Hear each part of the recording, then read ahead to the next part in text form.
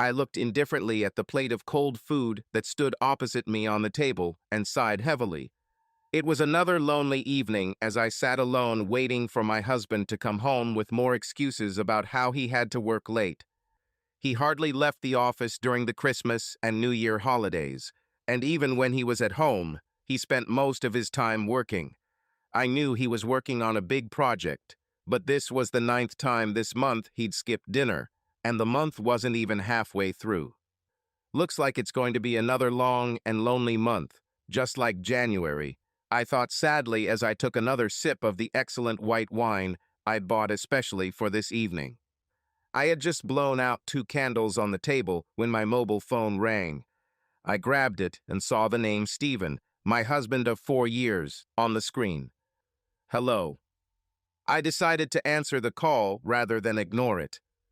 Hi, Jessica. I'm sorry, but Carl and I are still working on this merger. He suggested we go to the Red Lion and get something to eat to continue our discussion. I took a deep breath, tears already starting to form in the corners of my eyes. So when should I expect you home? Do not wait for me. It will be late. We have another problem in the negotiations. When is it too late? I have prepared a romantic dinner for tonight. It's probably after midnight, and I'm sorry about dinner, but this merger requires all of our attention right now. If everything works out, we will ensure our lives. I will wait for it. I answered not without irony, wondering if the rest of his life with me was part of his plans. I have to go. I love you, baby. Okay. I hung up abruptly. One tear rolled down my cheek, and I wiped it away, blinking to keep from crying. This is not what I expected from my marriage, and certainly not what the first 3 years were like. Taking a glass of wine, I swirled the pale liquid in it before drinking it in one gulp, and let my thoughts wander to the past, remembering how I met the man of my dreams. I met Stephen Morton at a wedding where I attended alone as a bridesmaid, and he was one of the groomsmen. From the moment I saw him, I couldn't take my eyes off him and tried to find a reason to talk to him. We immediately hit it off. He was 3 years older than me and 27. Tall, 6 feet tall, with messy brown hair that always seemed a little scruffy. His piercing brown eyes captivated me. He charmed me from the first minutes I met him, and I was delighted when he invited me to dinner. However, my own deep-seated insecurities prevented me from even considering the possibility of a long-term relationship with him, at least at first. I always thought that I was too thin and inconspicuous for anyone to seriously want to date me.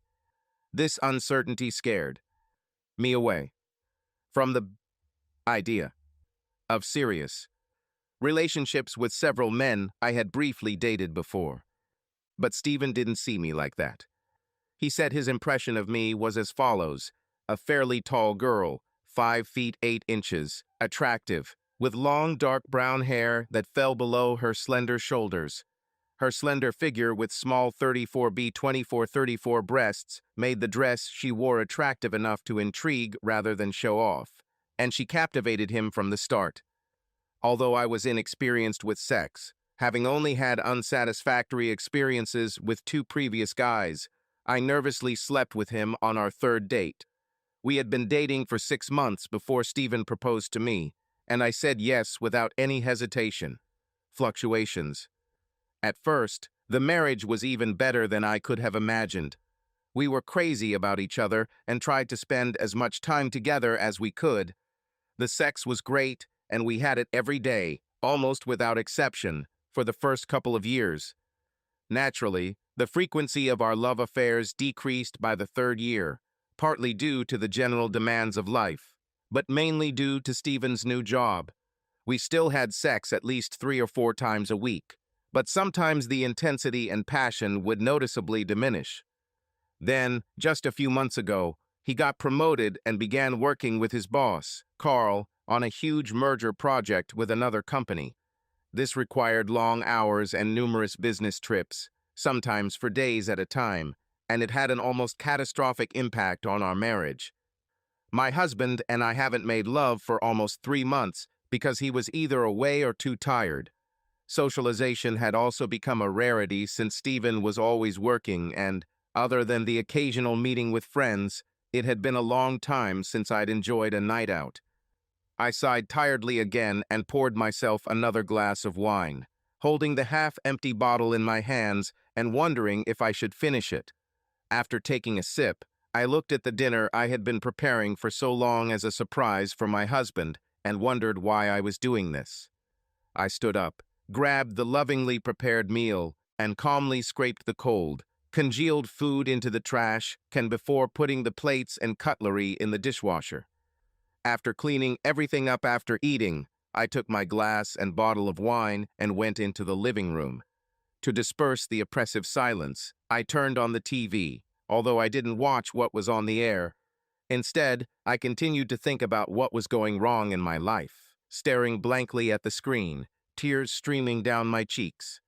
I stared at nothing for the next hour until I had finished my glass, then poured myself another. Was it work, or had my husband already lost interest in me?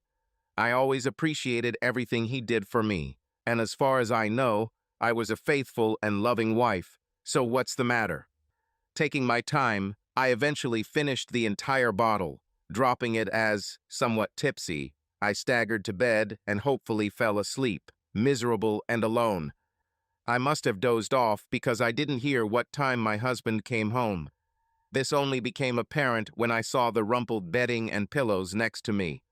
In fact, I didn't even notice he came home until I heard the front door close as Stephen left for work the next morning.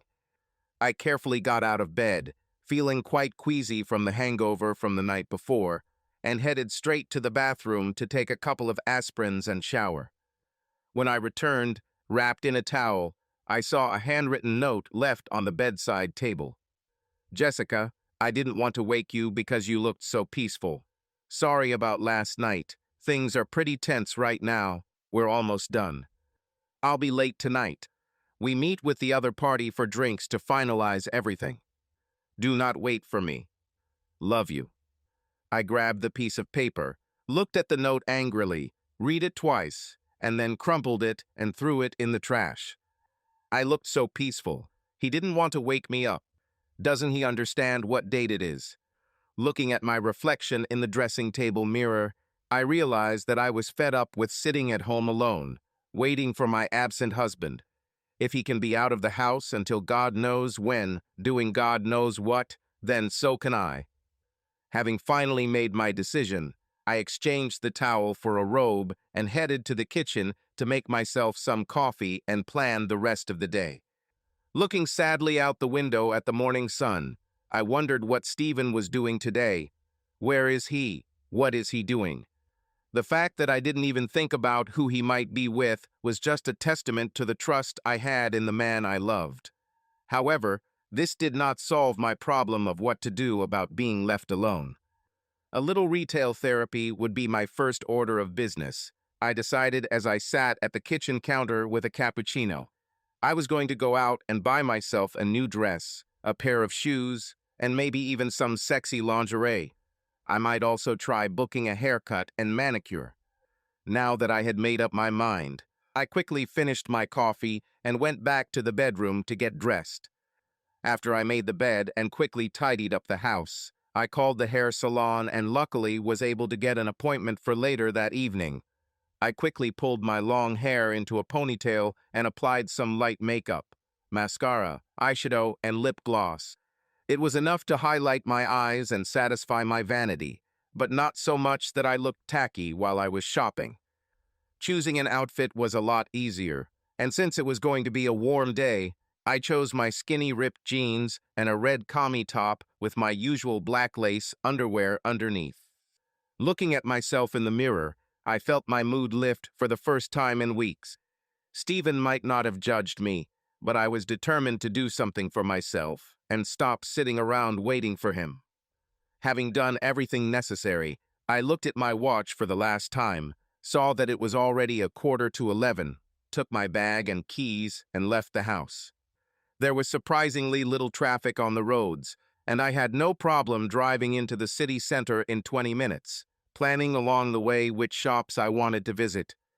After parking the car, I walked the short distance to the main street and looked around before starting my search for a new dress.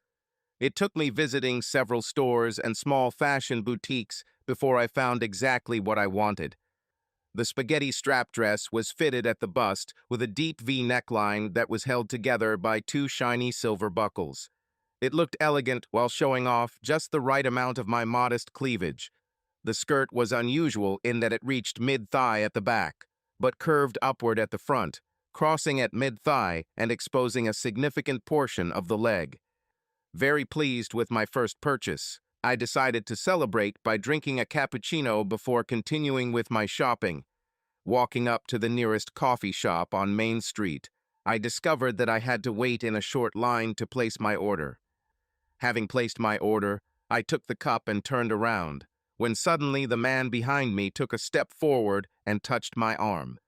Most of my drink spilled onto the saucer and onto the floor. Unfortunately, some got on me too. "Oh God, I'm so sorry." A deep voice made me look up straight into a pair of deep blue eyes. "Please, it's my fault. Let me order you another one." Oh, thank you." Slightly dumbfounded, I could hardly answer. "Cappuccino, right?" the young man asked, taking the cup from my hands. "Please. Sit down and I will bring it to you." Blushing slightly, I sat down at an empty table and watched him. Tall and dark-haired, with an athletic build, I estimated his age to be in his early 30s, although he carried himself with a confidence that suggested he was considerably older. "I'm very sorry for that," he apologized, bringing me fresh coffee along with his own. "Do you mind if I sit down?" "Please sit down. And thank you." Waving my hand, I pointed to the empty chair opposite me, smiling at him. "Thank you." Sitting down, he extended his hand. "I'm Charles." "Jessica." As I shook his hand, I felt his fingers squeeze mine, holding me a little longer than was comfortable. "I'm such a clumsy idiot sometimes." He smiled at me charmingly. "I'm terribly sorry, Jessica." "It's okay. It happens."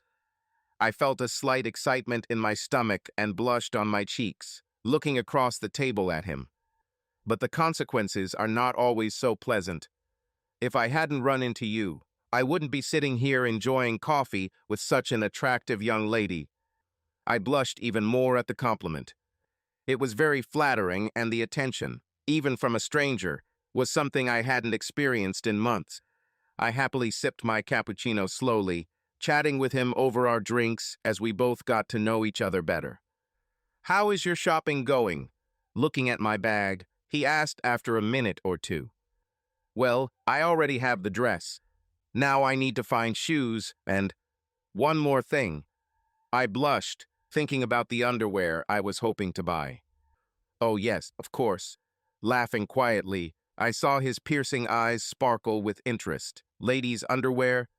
Now you have really intrigued me." Laughing with a girlish laugh, I took another sip from my cup to hide my shyness. Unable to help myself, I wondered what it would be like to stand in front of him in the underwear I was planning to buy, and a warmth ran through my body at the thought.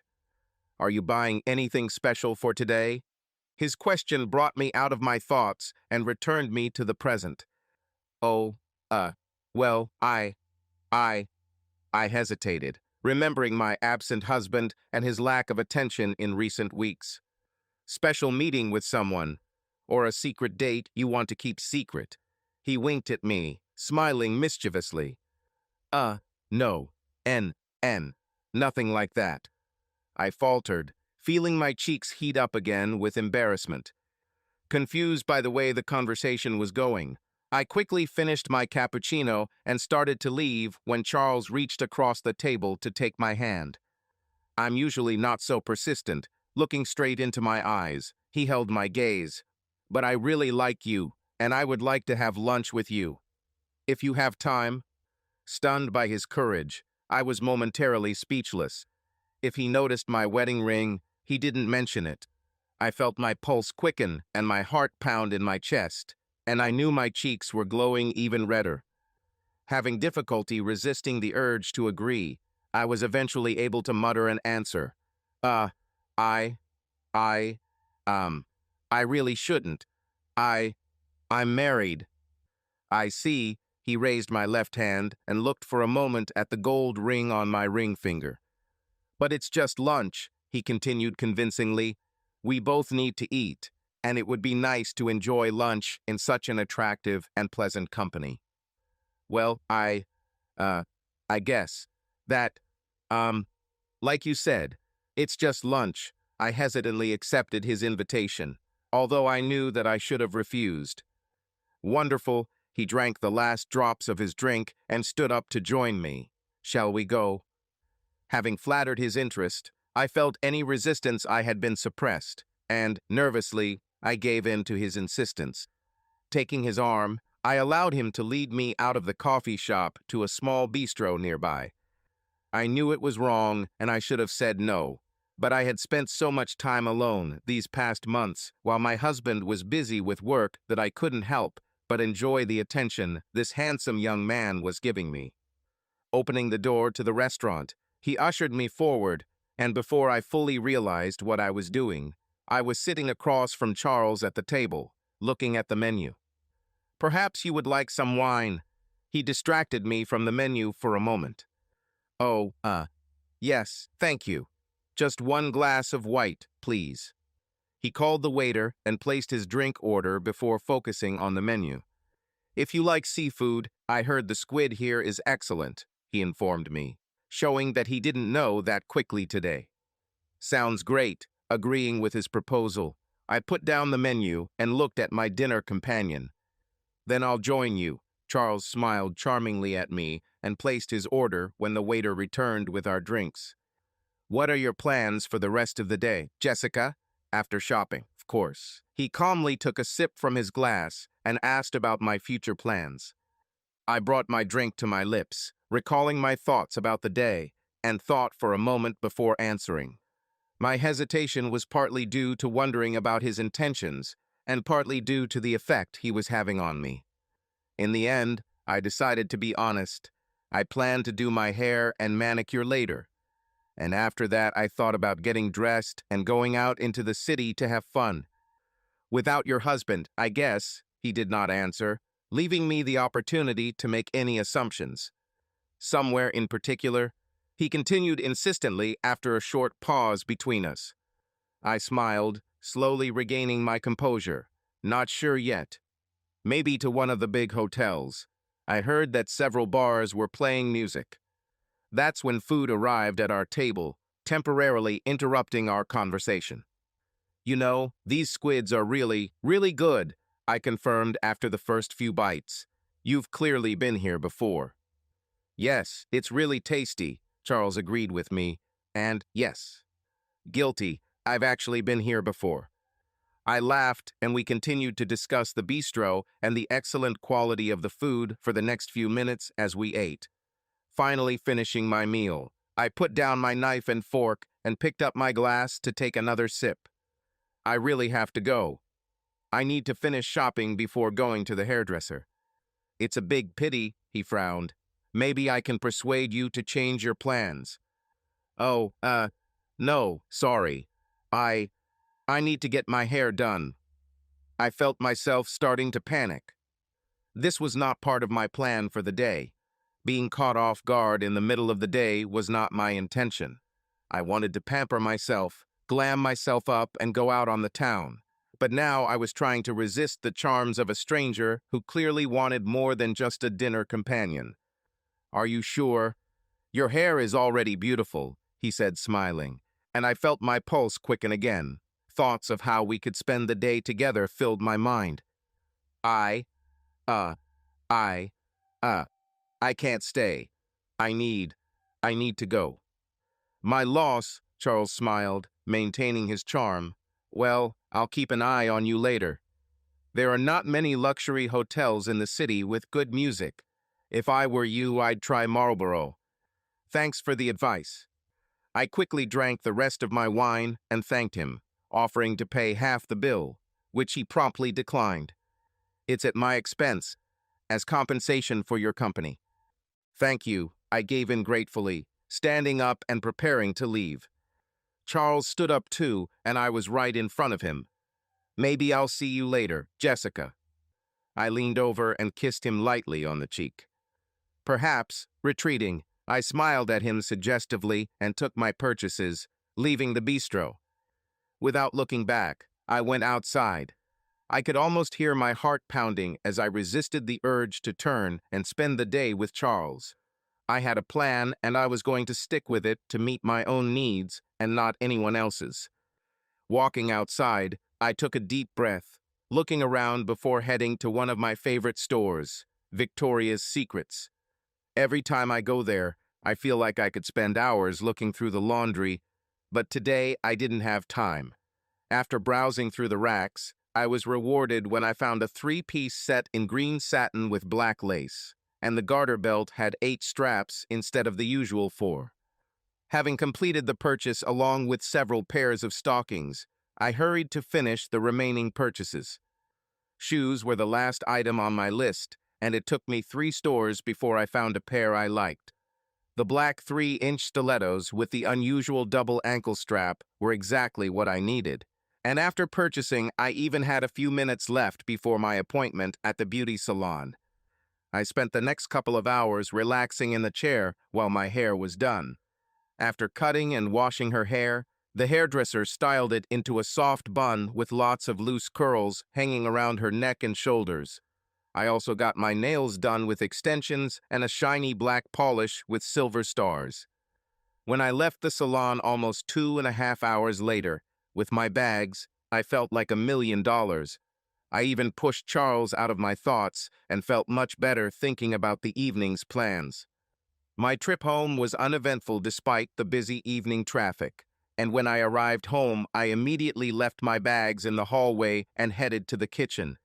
I hurriedly prepared a simple meal for myself, not wanting to spend the evening drinking on an empty stomach, and sat down to eat. After I finished my light dinner, I headed to the bathroom to take a shower, being careful not to get my hair wet. Then, after drying myself with a towel, I sat down at the dressing table to apply my makeup, trying to look absolutely perfect. I applied the fake lashes first, carefully gluing them in place before applying mascara to make them even darker and longer. I then applied dark gray eyeshadow following the eyeliner, creating a flowing outline. Satisfied with my eyes, I added pink lip gloss to complete my look. Dressing was easy. I had everything I wanted to wear. After fastening the garter belt around my waist, I carefully wrapped a pair of black seam stockings up my legs, attaching them to the 8 strap clasps. I then put on the panties that matched the set, followed by the dress I had purchased earlier that day. Wearing a bra was not practical, and the crisscross pattern on the front of the skirt barely covered the top of my stockings. After putting on my new shoes, I fastened the straps around my ankles and was ready to go. I was checking my image in the mirror when the taxi I ordered pulled up and honked outside. Taking a deep breath, I picked up my purse and, calming down for a moment, walked out of the house, locking the door behind me before getting into the back seat of the taxi. "Where are we going?" The driver turned and looked me up and down, his gaze lingering on my cleavage before dropping to where my skirt parted, exposing my thighs. "To the Marlborough Hotel, please." "Oh, okay." Of course, he reluctantly looked away. I smiled to myself as the taxi pulled away, watching the driver adjust the rearview mirror to look at me. Taking a deep breath, I decided to give him a little show and spread and crossed my legs again, letting my skirt open a little more to reveal the top of my stockings. He drove slowly, often taking his eyes off the road to admire me and hopefully avoid getting into an accident.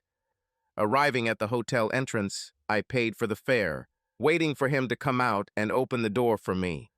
Then I made sure he got another look at my bare thighs over my stocking top as I awkwardly stepped out of the taxi. The Marlborough was a grand old building with marble columns at the entrance and an old-fashioned revolving door that, due to years of underfunding, was in dire need of renovation. Its traditional splendor barely concealed the peeling wallpaper and peeling paint, which were clearly visible if you looked closely. Standing in front of the entrance, I felt my heart pounding in my chest and was on the verge of turning and running away as my courage had almost deserted me. But I knew I had to do it. I wasn't about to spend another night at home alone waiting for my husband. Somehow, I resisted the urge to run, pulled myself together, suppressed the rising panic, and walked through the doors into the hotel lobby. My heels clicked on the tile floor as I walked, holding my head high, ignoring the lustful glances of several men present, and headed towards the bar. Pausing at the entrance, I listened to the music of the live band on the small stage in the back while I looked around the room. Then I saw him, my goal for this evening. It was easy to distinguish him from other men. A little over 6 feet with an athletic build and slightly scruffy brown hair. He was in a group of 4 men, all in suits, deep in conversation. He was too busy to notice me standing in the doorway. Instead, he focused on what his friends were discussing. I watched him for a minute and then unobtrusively walked towards the far end of the bar. Being one of the few women in the place, I caught the attention of most of the men present as I walked gracefully between the tables, and although a couple of the men in his group noticed me, he did not turn around. Keeping him in sight, I was able to take a seat on the bar stool, carefully pulling down the crossed parts of my skirt so as not to show too much leg to everyone present. Once I got comfortable, I ordered a gin and tonic from the bartender, trying to ignore the lustful looks at me as I sat there, and it didn't take long before someone approached me. He was older, probably in his 50s, with steely gray hair, but looked very fit for his age. "Can I buy the pretty lady a drink?" I raised my head and batted my eyelashes in response. "That's very nice of you, but I already have it." But he did not give up. Is this a temporary failure or a final one? "Maybe later," I suggested, smiling at him sympathetically. "If we are talking about money." He stopped his sentence when he saw my look and realized that I was not the kind of girl who was looking for clients. "Oh, uh, I, I'm sorry," he stammered and hurried away. Returning my attention to my chosen target, I watched as he walked away from his friends and headed towards the bar, apparently ordering another round for them. Making a quick decision, I climbed off the chair, not caring that my stockings were visible to anyone watching, and walked straight towards him. "Oh." He turned and stared at me, mouth open. "Would you like to buy the girl a drink?" I asked him, biting my lower lip, as modestly as possible, interrupting him when he was about to say something. I, yes, what? What would you, want?" He stammered, obviously completely stunned. "I'll have a gin and tonic, please, with ice and lemon." He was about to speak again, but I put a finger on his lips to stop him and smiled sweetly. "No names. Tonight we are just 2 anonymous people." "Oh, right. Yes, of course," my crush for the night managed to reply, before turning and ordering from the bartender. "I hope your friends won't be offended that you're leaving them." I winked sweetly, glancing at him. He looked back at them. I have to." "Of course, if you don't want to." I left the sentence unfinished and looked around the bar. "No, of course, I'll just take this and, tell them." With these words, he took 3 glasses, leaving them on the counter, and returned to your small group. I sat on the bar stool and crossed my legs, carefully positioning the crosshairs in front so that only the dark stripes at the top of my stockings were visible. "You come." A voice behind me made me turn to see Charles, the young man from lunch. "Oh, it's you. Hello. I like the dress. I assume this is what you bought today," he continued, looking at me appraisingly. Thanks. "Yes, that's it," I replied, keeping my eyes on the man I had chosen as he talked to his colleagues. "So maybe I can buy you a drink?" Charles asked cautiously, noticing 2 glasses on the bar counter. I looked at him and smiled. nodding my head towards a group of men nearby. Thanks, I'm fine. I just got some. Ah, my defeat again, said Charles generously. Well, if you change your mind, Jessica, I'm here a little longer. As I watched him leave, I took a sip of wine. Who was that? I turned to the man I had chosen when I entered the bar. Just someone I met today. I had dinner with him, and he wanted to invite me to dinner tonight. Only for dinner? He asked, raising an eyebrow. I laughed and fluttered my eyelashes again. Oh, I doubt his intentions are limited to one meal. I see. What are your intentions towards me, now that you forced me to buy you a drink? I took another sip of the gin, scrutinizing it over the rim of the glass. I think it's up to you.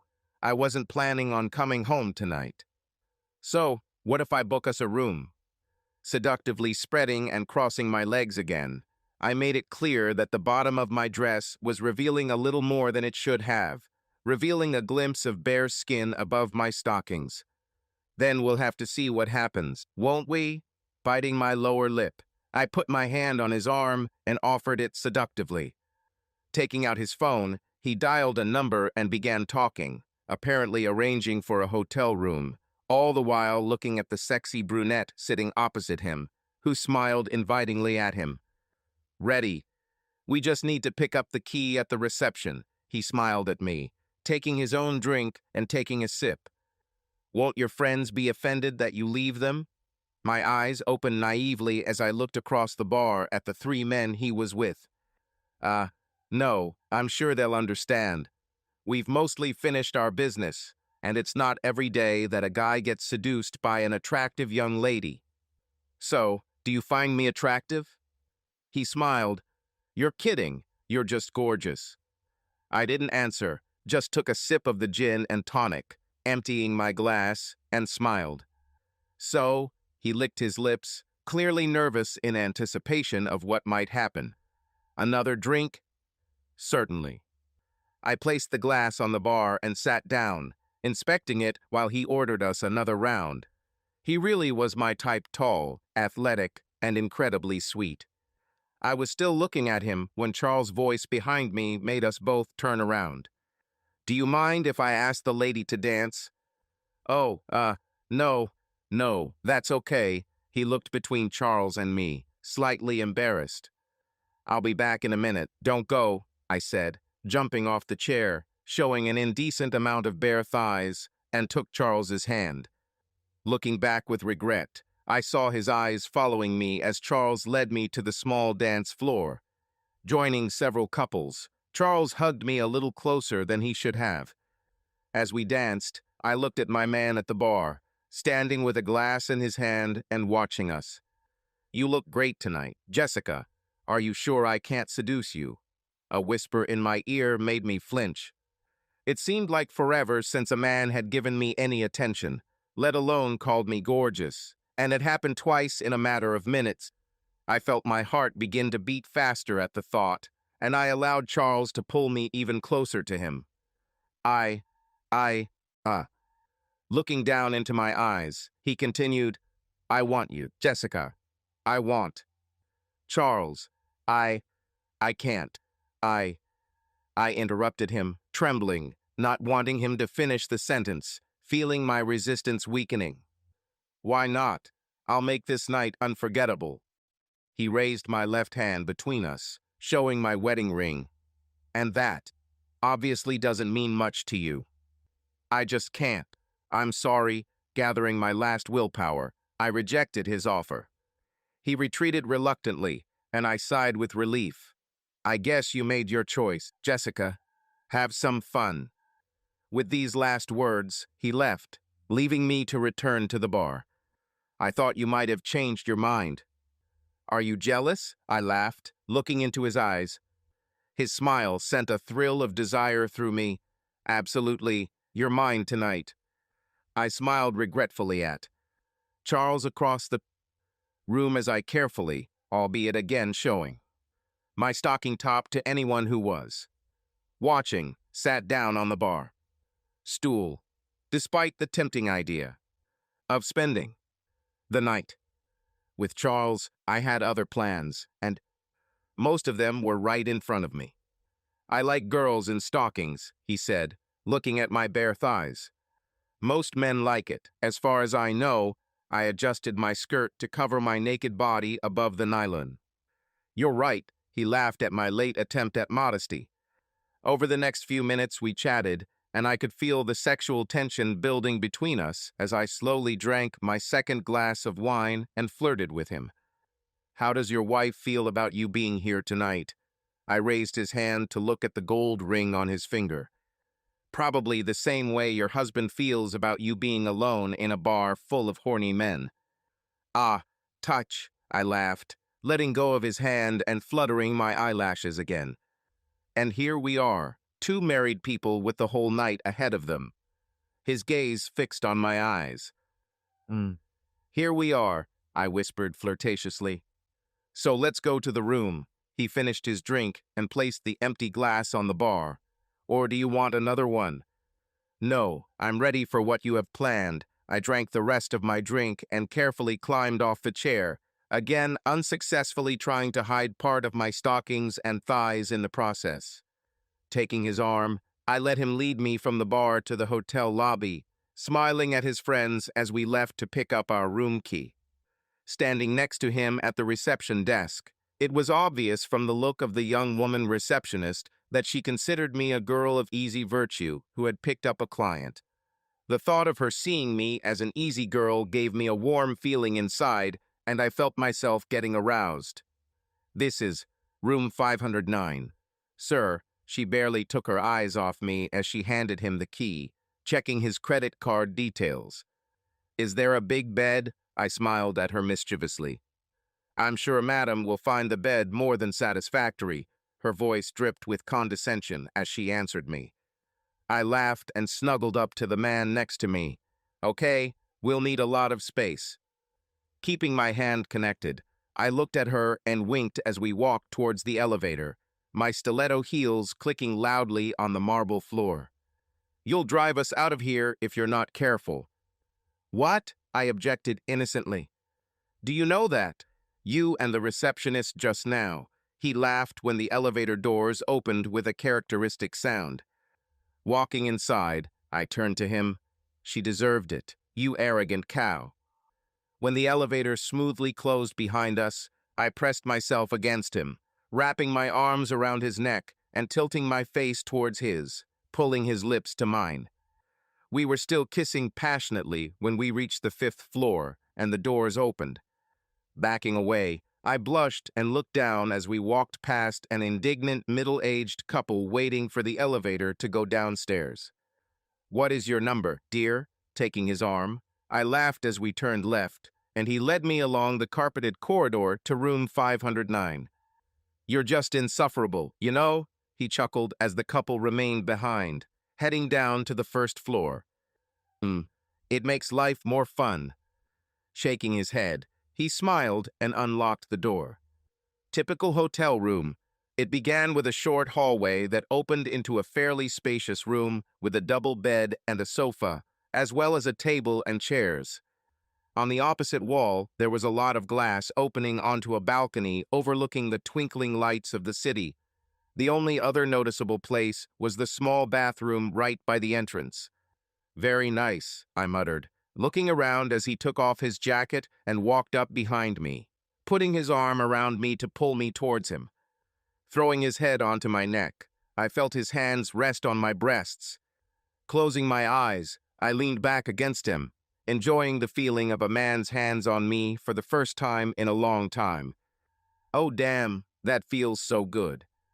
After very passionate sex, I headed to the bathroom. Stopping halfway, I turned to him. Oh, and happy Valentine's Day, dear. I just have one question, my husband asked. Oh, which one? How did you know where to look for me? Who said I was looking? I grinned cheekily and quickly disappeared into the bathroom.